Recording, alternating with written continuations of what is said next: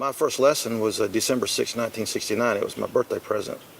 And my dad worked with this guy named Ken Voto, and he was a flight instructor, so they worked out a deal, and I would get flight instruction out of a place called Cottonwood Airport in Rockford, Illinois. It's a little grass runway. And I got about 4 or 5 hours up there, and then in the summer of 1970, my family relocated. And so we just lived down by the square. It wasn't that far away, so I would walk out here or ride my bicycle out here and just watch the airplanes take off and land.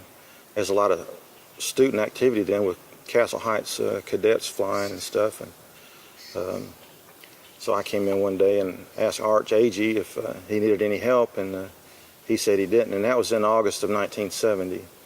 So school started there in a few weeks, and went through school playing basketball there, and probably in late February or early March, Arch called up, said, if you want to work weekends, come on out. You know, you can wash airplanes and pump gasoline and stuff like that. So that was great, you know, for a kid that loved airplanes. I thought that was just the greatest thing in the world, you know. So I came out here, and I didn't want no money for it. He'd just give me flying lessons. That I'd work the 3 days of the weekend, on Friday afternoon, Saturday and Sunday. And Arch would give me 30 minutes of dual in a 1965 Cessna 150. That airplane was 3004 Juliet. It's kind of a unique airplane. It was one of the airplanes that had the straight tail on the back window. They only made them that way for 2 years, so kind of fell in love with that airplane. And he had a 1966 Cessna 150, and it was 9596 Juliet. And I'd fly it a little bit, but I like 04 Juliet a lot better.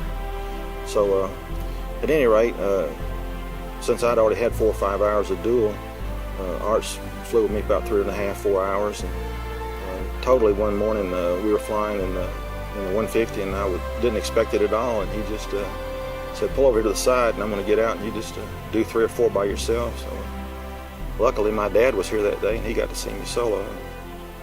That was in about April or maybe May of 1971. So I was still only 16, so I got to solo when I was 16 years old.